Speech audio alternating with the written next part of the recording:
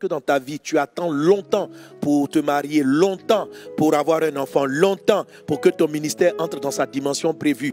Tu peux dire avec moi que tu es confronté à un désert, à une épreuve type numéro 4, type désert des longues attentes. Alléluia.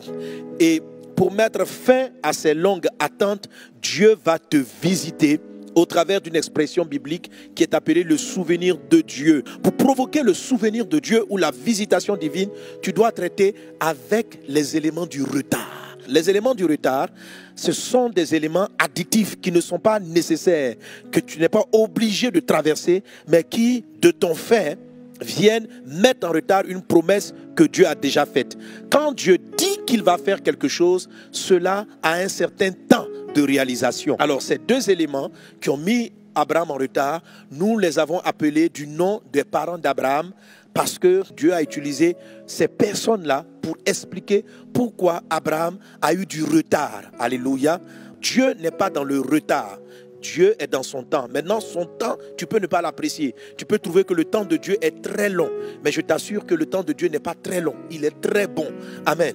Le premier défi qui te crée de retard, c'est Térak, le père d'Abraham, nom qui signifie retard. Et puis après que Abraham ait quitté Térak, il a pris plusieurs années de retard, il va occasionner un autre retard. Non pas parce qu'il avait manqué la terre promise, il était dans la terre promise, mais il ne la voyait pas, il n'avait pas la révélation. C'est le cas de certaines personnes à qui Dieu depuis longtemps, qui attendaient leur mariage, Dieu a envoyé leur mari, elles le rencontrent dans l'église, elles ne savent pas que c'est la personne, et puis elles tournent en rond, tout simplement parce qu'elles ne se rendent pas compte que le frère qui est juste à côté d'elle est l'homme que Dieu a destiné pour elle. Donc quelquefois la solution qui va étancher ta soif est juste à côté de toi, mais tu ne la vois pas. Et je vous assure, c'est très fréquent. Dieu lui avait dit à Abraham dans Genèse chapitre 12, à partir du verset 1, quitte ton pays. Ce qu'il a fait, ça veut dire convertis-toi pour nous. Il lui dit en plus, quitte la maison de ton père. Et là, Abraham va tarder avant de le faire. C'est ce qui va occasionner le retard dans sa vie. Lorsqu'on dit une maison,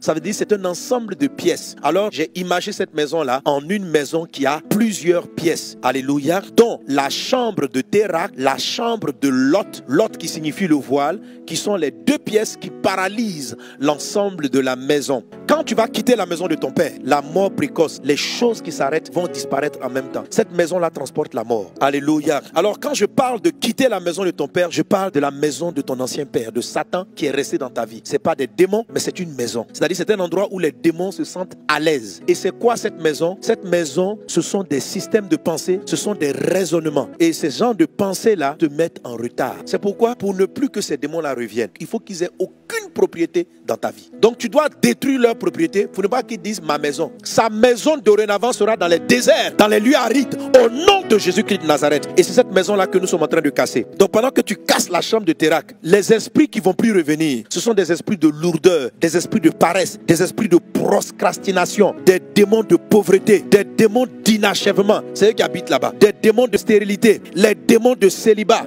les démons de mort précoce et les esprits de handicap. Dans la maison de Térak, il y avait les démons de stérilité, c'est-à-dire de certains couples qui n'arrivent pas à avoir d'enfants ou qui n'arrivent pas à être productifs sur le plan intellectuel, à avoir les idées qui vont révolutionner leur vie. Je déclare dans le nom de Jésus, démons de stérilité, pour toujours, maintenant dans le nom de Jésus, les esprits de célibat et les problèmes conjugaux, dans le nom de Jésus-Christ de Nazareth, je détruis votre influence, maintenant au nom de Jésus. Mais ce que nous brisons, c'est la chambre même de mentalité de responsabilité, la mentalité de trop vouloir contrôler toutes choses. Térak, ça représente dans ta mentalité une manière de faire. C'est ta vieille manière de faire. C'est pas une manière que tu as acquise étant chrétien. C'est une manière que tu as acquise étant païen, mais qui n'est pas forcément mauvaise. Il y a des mauvaises choses, peut-être que tu les as laissées avec ta conversion. Et il y a d'autres choses qui sont venues avec toi. Quelqu'un qui veut être très traditionnaliste. La tradition est importante pour qu'on sache d'où on vient, mais ce n'est pas là aussi où on va. Lorsque tu es trop conservateur, c'est une forme de Térak, c'est une forme de père que tu ne veux pas quitter pour aller dans la nouvelle dimension vers laquelle le Seigneur t'envoie. Alléluia.